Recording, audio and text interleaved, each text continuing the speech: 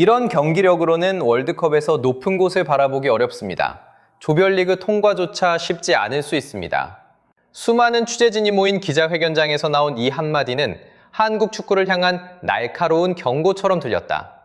더욱 놀라운 점은 이 발언의 주인공이 한국 축구를 비판해온 평론가나 은퇴한 레전드 선수가 아니라는 사실이다. 이 말을 꺼낸 사람은 바로 방금 전 한국에 패한 엘살바도르 대표팀의 감독이었다. 패배를 안고 기자회견장에 들어선 감독이 왜 이토록 직설적인 평가를 내놓았을까? 그는 왜 형식적인 덕담 대신 한국 대표팀의 전술과 경기 운영을 정면으로 분석했을까? 그리고 그의 지적 속에는 어떤 의미가 담겨 있었을까? 그 답을 찾기 위해서는 월드컵을 앞둔 마지막 점검 무대였던 이번 경기를 다시 살펴볼 필요가 있다. 경기 종료 휘슬이 울렸을 때 전광판에는 한국의 1대0 승리가 기록되어 있었다. 결과만 놓고 보면 나쁘지 않은 성과였다. 무실점 승리를 거두며 선수단은 자신감을 얻을 수 있었고 분위기 역시 끌어올릴 수 있었다. 하지만 경기 내용까지 만족스러웠느냐는 별개의 문제였다. 경기 후 기자회견에서 한국 대표팀에 대한 평가를 요청받은 엘살바도르 감독은 예상 밖의 답변을 내놓았다. 그는 스코어는 한국의 승리였지만 경기 내용만 놓고 본다면 월드컵에서 경쟁력을 보여준 팀이라고 평가하기 어렵다고 말했다. 특히 그는 이날 경기의 유일한 득점 장면에 주목했다. 이동경의 환상적인 프리킥은 분명 높은 수준의 개인 기량이 만들어낸 결과였다.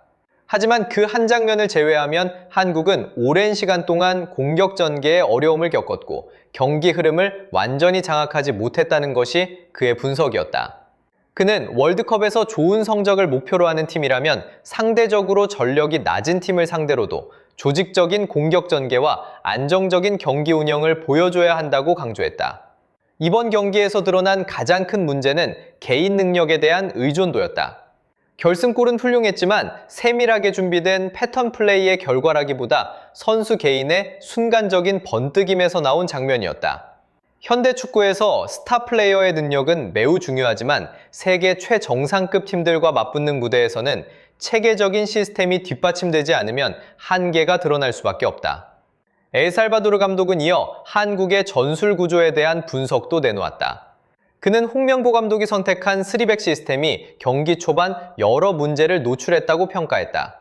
측면 수비수들의 위치가 지나치게 높아지면서 중앙 지역의 균형이 무너졌고 미드필더들은 상대 압박에 노출되는 상황이 반복되었다는 것이다. 실제로 전반전 동안 한국은 빌드업 과정에서 적지 않은 어려움을 겪었다. 수비진은 안정적으로 공을 연결할 통로를 찾지 못했고 중원은 상대의 압박 속에서 자주 고립되었다. 그 결과 후방에서 시작되는 공격 전개는 원활하게 이루어지지 못했고 위험한 지역에서 실수가 나오는 장면도 적지 않았다. 엘살바도르 감독은 전반 초반 찾아온 몇 차례 결정적인 기회를 우리가 조금 더 침착하게 마무리했다면 경기 결과는 달라졌을 수도 있다고 평가했다. 물론 후반전 들어 경기 흐름은 달라졌다. 손흥민과 이강인이 투입되면서 한국은 점차 주도권을 되찾았고 공격의 날카로움도 살아났다. 두 선수의 창의성과 경험은 경기의 분위기를 바꾸기에 충분했다. 하지만 여기에서도 또 다른 의문이 제기된다.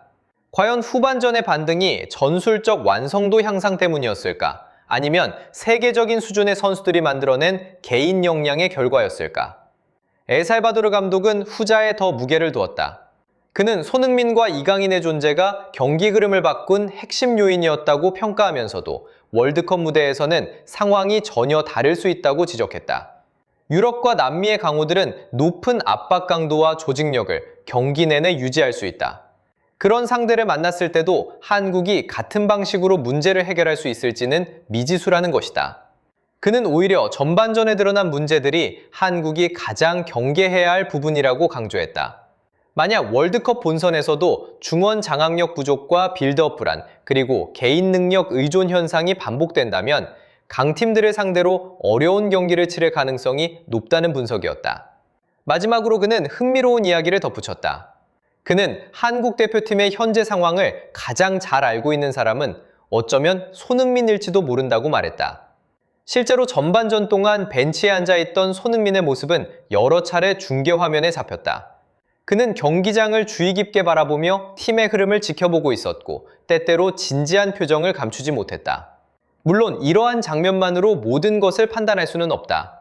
하지만 이번 경기를 통해 한국 대표팀이 해결해야 할 과제가 여전히 남아있다는 점만은 분명해 보인다. 한국은 손흥민, 이강인을 비롯해 세계 무대에서 경쟁력을 인정받은 선수들을 다수 보유하고 있다.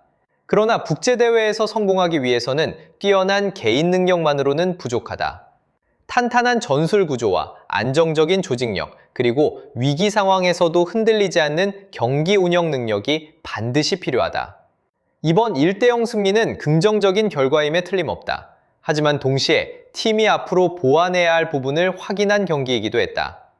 월드컵은 모든 약점이 드러나는 무대다. 한국이 더 높은 목표를 향해 나아가기 위해서는 지금부터라도 전술적 완성도를 높이고 특정 선수에게 의존하는 구조에서 벗어나야 한다. 그렇지 않다면 북미 월드컵에서의 여정은 기대만큼 순탄하지 않을 수도 있다.